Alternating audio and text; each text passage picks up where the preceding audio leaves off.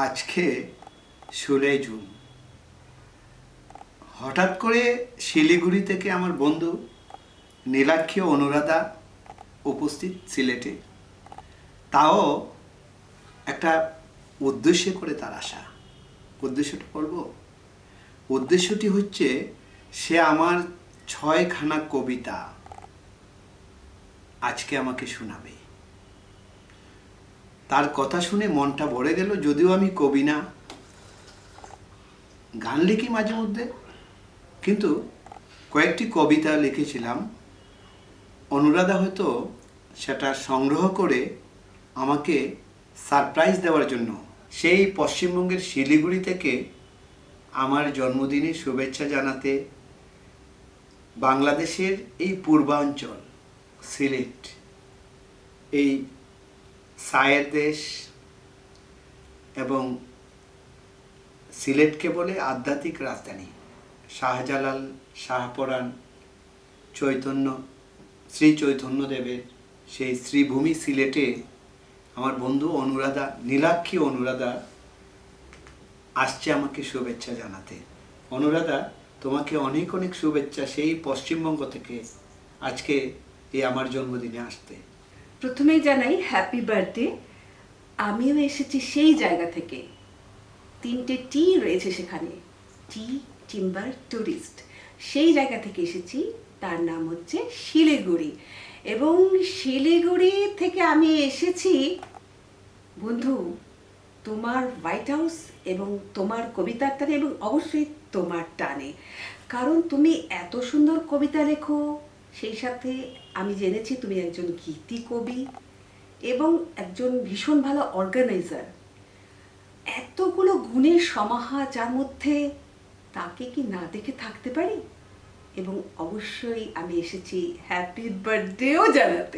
তোমাকেও অনেক শুভেচ্ছা। এই 1000 মাইল দূর থেকে তুমি আসলে এই যে বাঙালির যে মনের ভালোবাসা, সেই ভালোবাসার টানে তুমি সিলেটে এসেছো। অনেক অনেক ধন্যবাদ তোমাকে। অবশ্যই এখানে বাংলাদেশ, বিশেষ করে সিলেট আমার দ্বিতীয় পিতৃভূমি আমার মনে হয়, যেটুকু মানে এত মানুষের ভালোবাসা আমি পেয়েছি। আর অবশ্যই এসেছি প্রোগ্রামের টানে, কবিতার টানে। আর অনেকগুলো কবিতা কিন্তু আমি তোমার পড়েছি, বিশেষ করে মায়ের মুখে। তাহলে তুমি মায়ের মুখে কবিতাটি একটু শোনাও। অবশ্যই। আমার মায়ের মুখে কত গল্প শুনেছি, স্বাধীনতার গল্পগুলো মনে রেখেছি। গল্প তো নয়, বাস্তবতার কথা ছড়িয়ে। যুদ্ধের কথা বলতেন মা আবেগপ্রবণ হয়ে। পাশের বাড়ির সমীরা কাকি বিয়ে হয়ে আসে, কম বয়স হলে কাকি কাকাকে ভালোবাসে। 71 এপ্রিল মাসে তাদের সুখের ঘরে ফুটফুটে এক সন্তান আসে সংসার আলো করে। একদিন কাকা কাকিকে ডাকিয়া কয়, তুমি চুলায় আগুন দাও, নদীর ঘাটে যাচ্ছি আমি, কি মাছ তুমি চাও? কাকি হেসে বলে কাকাকে, জাল নিয়ে যাও ঘাটে। প্রভু জানে কি আজ তোমার কপালে জোটে। নদীর ঘাটে কাকা যখন মাছ ধরিতে যায়, রাজাকের সাথে পাক বাহিনী কাকা দেখতে পায়। কাকা যে জয় বাংলার দল, রাজাকাররা জানি হঠাৎ করে গুলি চালায়, কাকাকে মারে প্রাণে। নদীর পানি লাল হয়ে যায় কাকার বুকে রক্তে। 1.5 বছরের শিশুকে নিয়ে কাকি যায় স্বামীকে দেখতে। কাকির হাসি কেড়ে নেয় রাজাকারের দল।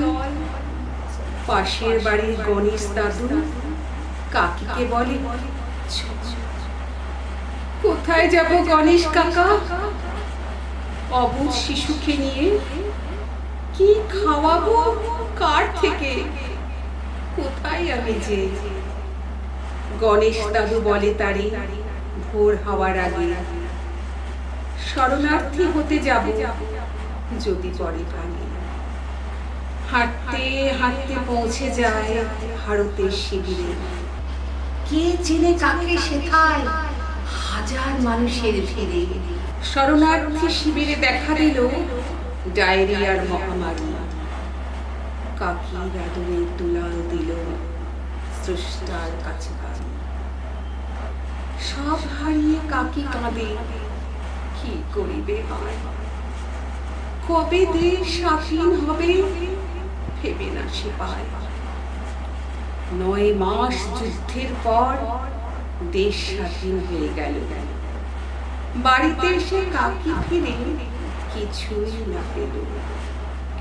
স্বামী সন্তান হারা কাকি চোখে অন্ধকার।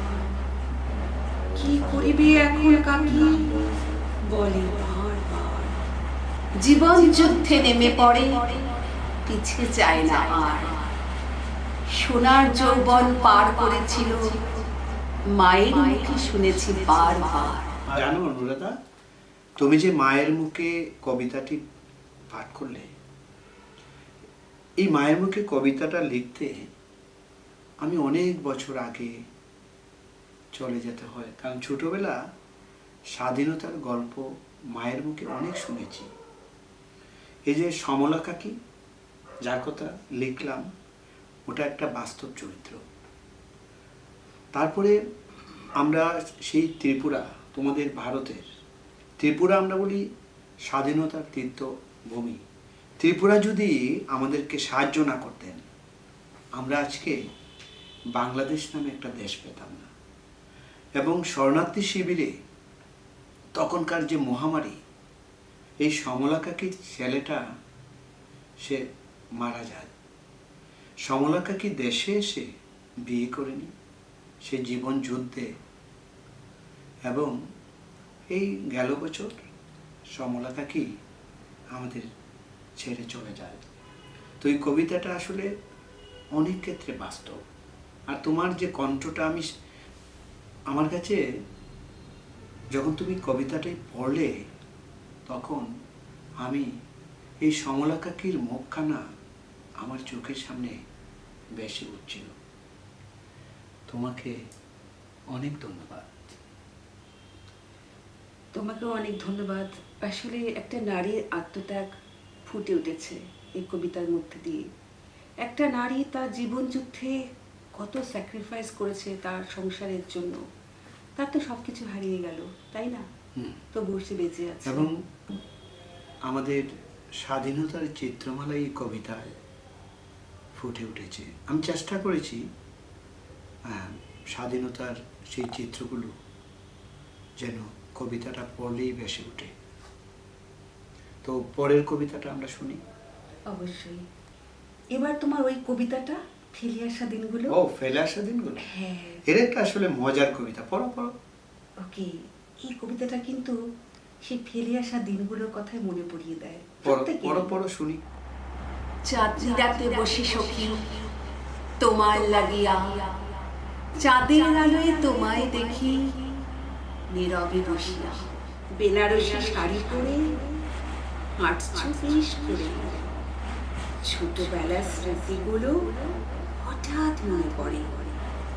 কানামাছি খেলতাম আমরা কত মজা করে। সন্ধ্যার আগে দিদির ভয়ে ফিরতে হতো ঘরে। তুমি বলতে আজ যাব না, বসবো তোমার সাথে। গল্প করবো মন মিশিয়ে, ফিরবো আমি রাতে। ওই দিনের কথা মনে পড়ে তোমার? পাগল চাচার কথা, কত কেঁদেছিল চাচা। হৃদয়ে ছিল তার ব্যথা, একটি মাত্র নেই ছিল। বিয়ে হলো যে তার, স্বামীর অত্যাচারে সে হলো যে বরবাদ। তোমার কি মনে পড়ে আমাদের বাসতির কথা? সবাই নির্যাতন ছিল বুঝি তার প্রথা। গোধূলি বেলায় মোরা মিঠু পথ ধরে আমরা দুজন কত হেঁটেছি, কত ঠং না করে। তোমার হাতে ছিল সেদিন করিসনি চুরি।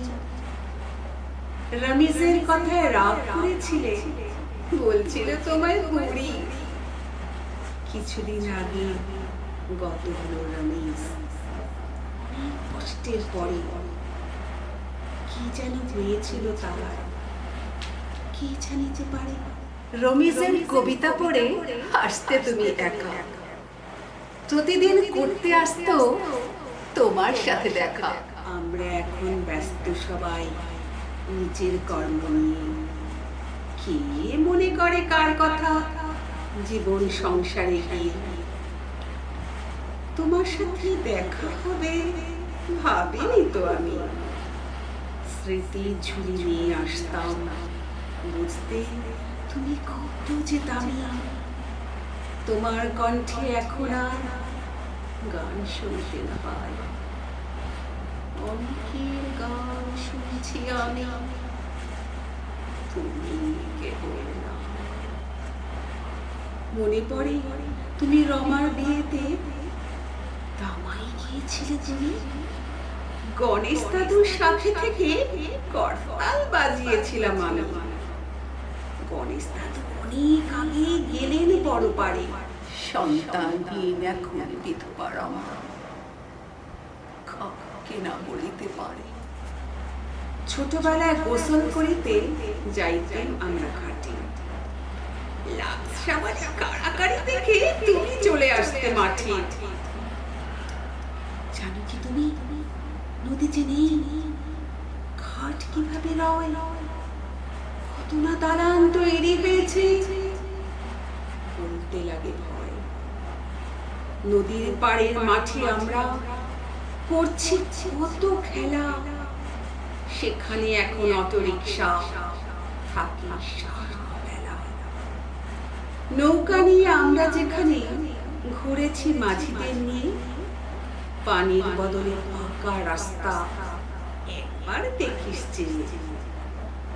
ঠাকুরের কথা মনে আছে তো, শোনাতেন রামপ্রসাদী, তুই শুনতে না চাইলেও গাইতেন নিরবধি। অনুকূল ঠাকুরের বাণীগুলো পড়তে তুমি কত সুন্দর করে। তুই বল, তোর পড়া শুনে কার না যেত মনটা না পড়ে। ইসলামী গান কত শুনেছি নুরুদ্দিনের সুরে, গাইতে গাইতে সে আমাদের মনটা নিত কেড়ে। রাহেলা খালার আম গাছের কথা তোর কি মনে পড়ে? কাঁচা পাকা আম কত খেয়েছি আমরা চুরি করে। কত বছরে গিয়েছি গ্রামে, কিছু নেই এখন আর। মানুষের এখন ভালোবাসা নেই, দেখেছি বারবার। আগের দিনগুলি যদি ফিরে পেতাম আজ, কিছু না পেলেও হতো অনেক বড় কাজ। তোমার ফেলে আসা দিনগুলো কবিতাটি শুনে যদিও আমি লিখেছি, অনেক অনেক কথা মনে পড়ে যায়। এই যে বললাম সেই গণেশ দাদু, জানো গণেশ দাদুর খুব করতাল, মানে উনি একটা বিয়েতে, রমার বিয়েতে দামাল গিয়েছিলেন, আর আমি করতাল বাজিয়েছিলাম। আজকে গণেশ দাদুর কথা অনেক মনে পড়ছে রমিজের কথা। রমিজ আমার বন্ধু ছিল, এবং যাকে নিয়ে আমার কবিতাটি, তাকে আমি নামটি বলিনি।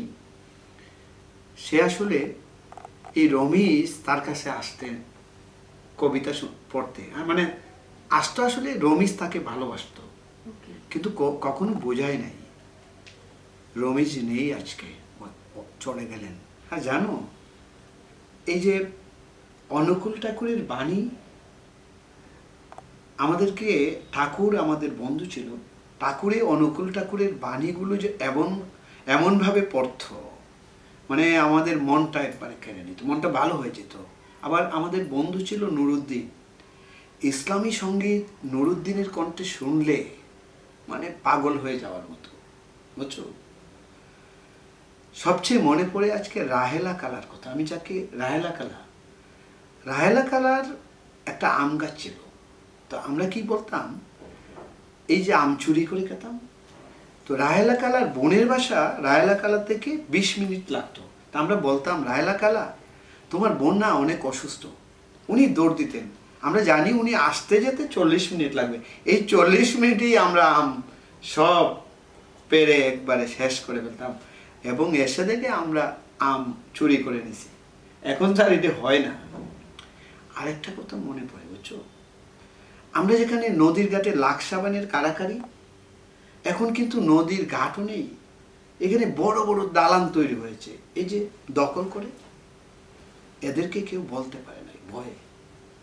আর যেখানে আমরা নৌকা নিয়ে মানে ঘুরে বেড়াচ্ছি মাঝিদের নিয়ে, এখানে অটোরিকশা চাল, অটোরিকশা ভরা, সেই ঘাট নেই। তো আসলে এই ফেলে আসা দিনগুলো কবিতাটি পড়লে সেই একদম ছোটকালের কথা মনে পড়ে যায়। আর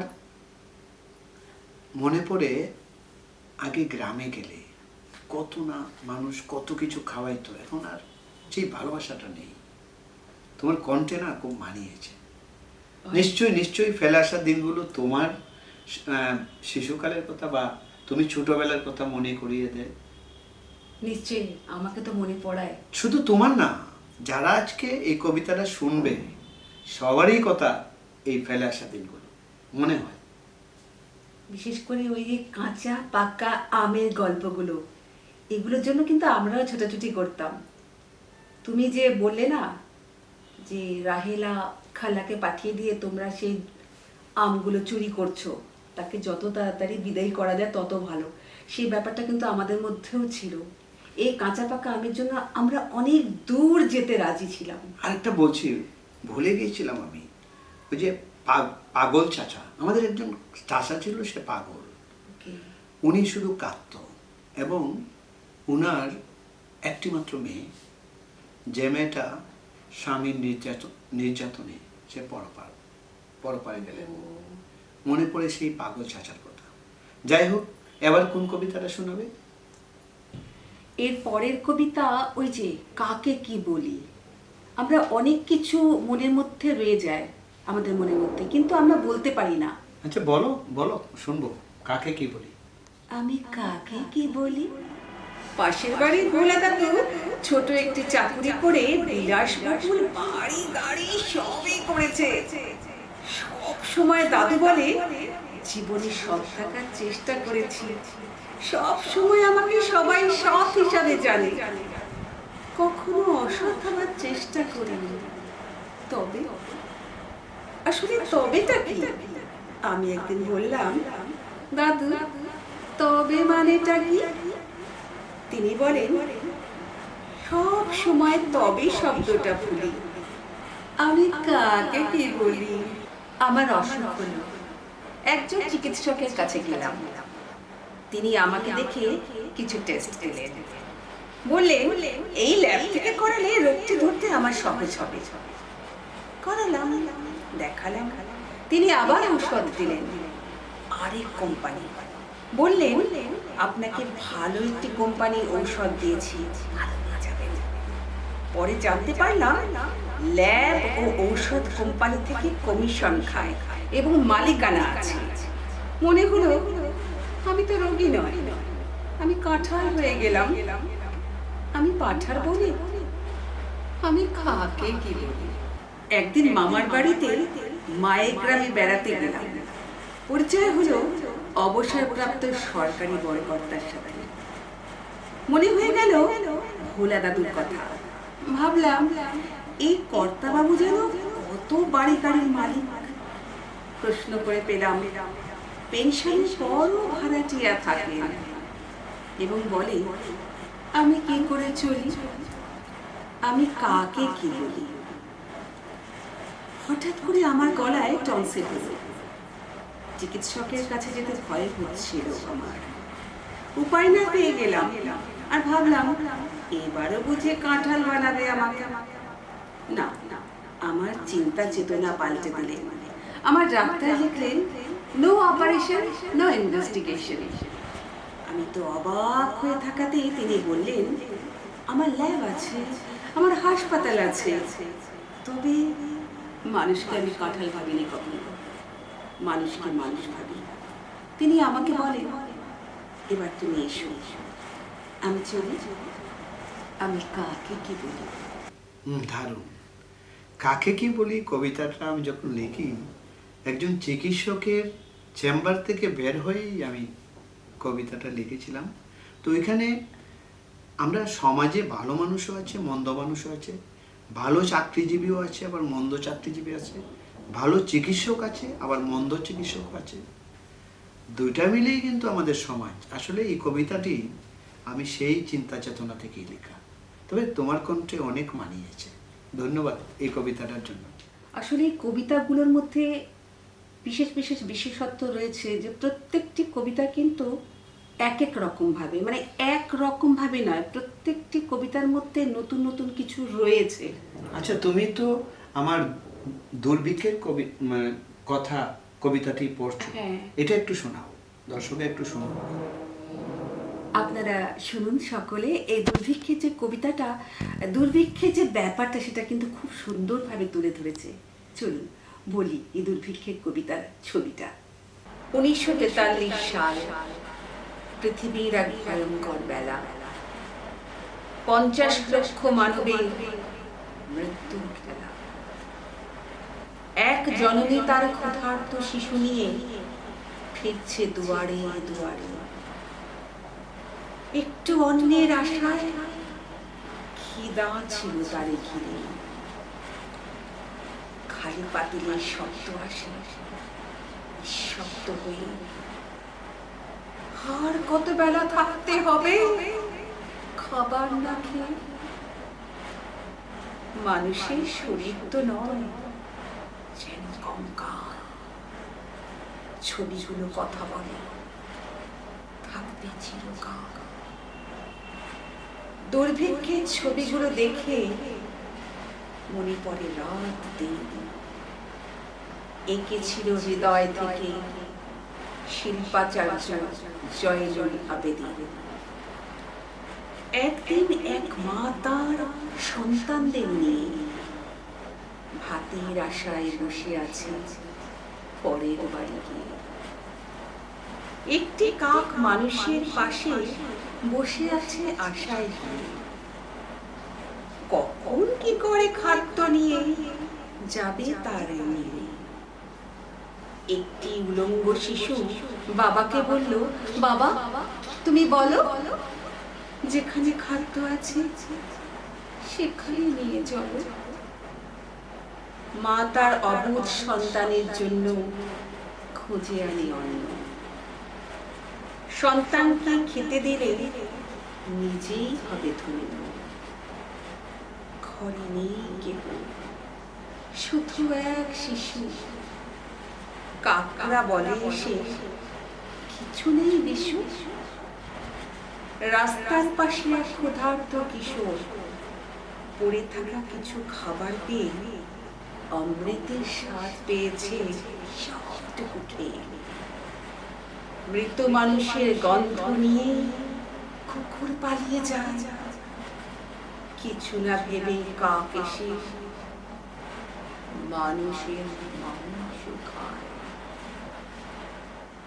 মানুষ, কাক, কুকুর একসাথে ডাস্টবিনের পাশে অপেক্ষায় অপেক্ষা করতে থাকে কখন খাবার আসে।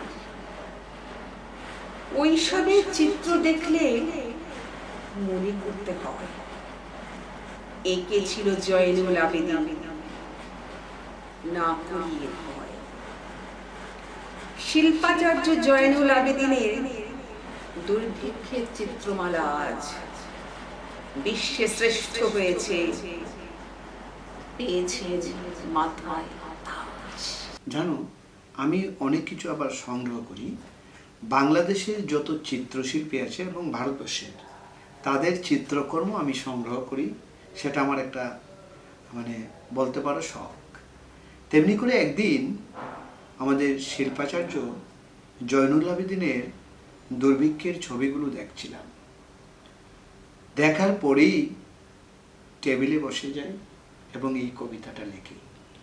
এবং এই কবিতাটা যখন আমি পড়ি, সেই দুর্ভিক্ষের কথাগুলো আমার চোখের সামনে ভেসে ওঠে চিত্র। এবং মানুষ, কাক, কুকুর একসাথে ডাস্টবিনে গেছে আসলে। আর তুমি যখন পড়ছিলে না কবিতাগুলো, আমি একদম সেই দুর্ভিক্ষের সময়ে ফিরে গিয়েছিলাম। আসলে দর্শক যারা শুনছেন তারা হয়তো সেই অতীতে চলে গেছে। এবার কোন কবিতাটা শোনাবে? আচ্ছা, আরেকটা কবিতা তুমি তোমার কণ্ঠে আমি শুনেছি, আমার লেখা। সেই কবিতাটা হচ্ছে যে আমার কথা। এই আমার কথা কবিতাটা যদি একটু শোনাও। যে আমার মৃত্যু কামনা করে আমি তারেও বন্ধু বলি, যে আমার ধ্বংস কামনা করে তারেও আমি বন্ধু বলি, যে আমারে ভুল বোঝে ঘৃণা ভরে তাকিয়ে থাকে তাকে আমি ঘৃণা না করে সব সময় ভালোবাসি, যে আমাকে ছেড়ে যায় আমি তাকে অন্তরের মমতা দিয়ে আমার কাছে ধরে রাখতে চেষ্টা করি, যে আমাকে ইচ্ছায় অনিচ্ছায় অন্ধকারের দিকে এগিয়ে দেয় আমি তাকে আলো দেখাতে টর্চ লাইট দিয়ে সহায়তা করি, যে আমাকে ক্ষুধার্ত রাখতে চায় আমি তার মুখে আহার দিয়ে নিজেকে সব সময় ব্যস্ত রাখার মতো সব ধরনের চেষ্টা করি। তারপর যারা আমাকে সর্বদা সমাজ সংসারে দোষী করে আমি তাদেরকে শ্রদ্ধা জানিয়ে তাকে স্মরণ হবার চেষ্টা করি। যারা আমাকে অপমান করে কিছুটা আবার মান অভিমানী, আমি তাদেরকে সম্মান দেখাই, অপমান করতে দ্বিধা বোধ করি। যারা আমার সরলতার সুযোগে সব সময় আঘাত করে আসে আমি তাকে আঘাত না করে ভুল ধরে দেওয়ার চেষ্টা করি। আসলে আমি এমনি ছিলাম, এমনি আছি, এমনি থাকব। এটাই আমার স্বভাব। হয়তোবা এগুলো ভুল হলেও জানো, আমি অনেক কিছু আবার সংগ্রহ করি। বাংলাদেশের যত চিত্রশিল্পী আছে এবং ভারতবর্ষের তাদের চিত্রকর্ম আমি সংগ্রহ করি। সেটা আমার একটা বলতে পারো শখ।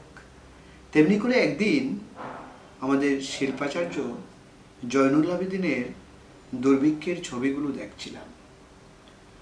দেখার পরেই টেবিলে বসে যাই এবং এই কবিতাটা লিখি।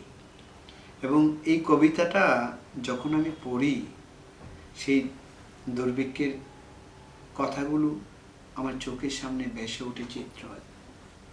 এবং মানুষ, কাক, কুকুর একসাথে ডাস্টবিনে গেছে আসলে। আর তুমি যখন পড়ছিলে না কবিতাগুলো, আমি একদম সেই দুর্ভিক্ষের সময়ে ফিরে গিয়েছিলাম। আসলে দর্শক যারা শুনছেন তারা হয়তো সেই অতীতে চলে গেছে। এবার কোন কবিতাটা শোনাবে? আচ্ছা, আরেকটা কবিতা তুমি তোমার কণ্ঠে আমি শুনেছি, আমার লেখা। সেই কবিতাটা হচ্ছে যে আমার কথা। এই আমার কথা কবিতাটা যদি একটু শোনাও। আর কখনো দেখা হবে না শহরের কোনো কোলাহল কিংবা রেকাবি বাজারে কোনো এক চায়ের আড্ডায়। আর কখনো দেখা হবে না কেমব্রিজের পাশে হাঁটতে, সারদা হলের কোনো মহড়ায় কিংবা সুরমা নদীর তীরে। আর কখনো দেখা হবে না অসহায় মানুষের পাশে থাকা অন্যায় প্রতিবাদী মানব বন্ধনে শহরে কেন্দ্রীয় শহীদ মিনারে। আর কখনো দেখা হবে না নাটকের কোনো রিহার্সাল। দেখা যাবে না তোমাকে সুস্থ সংস্কৃতি আন্দোলনে। মাত্র কটা দিন আগে তুমি সারদা হলকে ফিরিয়ে আনার আন্দোলনে তুমি নায়কের ভূমিকায়, আমরা ছিলাম তোমার সাথে। আর কখনো কি দেখা হবে না তোমার ভালোবাসা চোখের সাথে? মিষ্টি হাসি মুখে বলবে না তুমি, তোমাদের সাথে আমিও আছি। 16 ডিসেম্বর, 26শে মার্চ কিংবা 21শে প্রভাত ফেরিতে তোমাকে আর পাবো না কখনো সিলেটের কেন্দ্রীয় শহীদ মিনারে। আবার মহামারী আসলে তোমাকে কি পাবো না পথ শিশুদের মাঝে খাবার হাতে বিতরণ করতে? তোমার প্রতি আমরা সকলের কত ভালোবাসা ছিল। আমি দেখেছি অশ্রু ভেজা চোখে তোমার বিদায় শেষ প্রহরে। কষ্ট হচ্ছিল তোমাকে একা রেখে আসতে 3.5 হাত স্থায়ী নিবাসে। তারপর আসতে হলো পৃথিবীর নিয়ম মেনে। তুমি ছিলে, তুমি আছো, তুমি থাকবে সব সময় আমাদের হৃদয় জুড়ে। হে শ্রদ্ধেয় মিশু ভাই। জানো, মিশুভাইয়ের এই কবিতাটি আমি যখন লিখি, মিশুভাই এই অল্প সময়ে চলে যাবে ভাবতে অবাক লাগে। এবং সিলেটের সংস্কৃতি অঙ্গনে মিশুভাইয়ের যে অবদান, যেমনি নাট্য আন্দোলনে বিভিন্ন দাবি দেওয়া, সুস্থ সংস্কৃতি চর্চা, মিশুভাই অনেক ভূমিকা রেখেছে। আমাদের মহামারী করোনার সময় এই যারা অনাহারে দিন কাটাচ্ছিল তাদের মুখে আহার জুগিয়েছিল সংস্কৃতি কর্মীরা এবং নেতৃত্ব দিয়েছিল সেই মিশুভাই। আমি আজকে খুব মিশুভাইকে মিস করছি। যাই হোক, তোমাকে এই সময়টুকু দেওয়ার জন্য এবং সেই ভালোবাসার টানে সেই পশ্চিমবঙ্গের শিলিগুড়ি থেকে, এই শিলিগুড়িতেও চা বাগান আছে, সিলেটেও চা বাগান আছে, এই যে মিলন, একটা মেলবন্ধন, কবিতার জন্য যে বাংলাদেশ এবং ভারতের মেলবন্ধন তোমার মাধ্যমে সৃষ্টি হলো। আমরা হয়তো তুমিও থাকবে না একদিন, আমিও থাকবো না। আজকে যে এই রেকর্ডটি হলো, আমার জন্মদিনে এসে তুমি যে শুভেচ্ছা দিয়েছ, এটা শুধু আমাকে না, বাংলাদেশের সমস্ত বাংলাদেশের সংস্কৃতি কর্মীদের, লেখকদের তুমি সম্মানিত করেছ। এর জন্য আমি বাংলাদেশের সমস্ত লেখক কবিদের পক্ষ থেকে, সংস্কৃতি কর্মীদের পক্ষ থেকে তোমার কাছে সত্যিই কৃতজ্ঞ। অনেক অনেক ধন্যবাদ। এই যে মিশু ভাইয়ের মতো মানুষ আছেন বলেই তারা কিন্তু আমাদের হৃদয়ে আছেন। তারা তাদের কাজের মাধ্যমেই আমাদের জীবনে সারা জীবন রয়ে যাবেন। এই সমস্ত মানুষকেই স্মরণ করেই আমরা কিন্তু বেঁচে থাকব এবং উদ্বুদ্ধ হব আমাদের জীবনের জন্য, আমাদের পরবর্তী জীবনের জন্য, এবং সকলকে উদ্বুদ্ধ করব।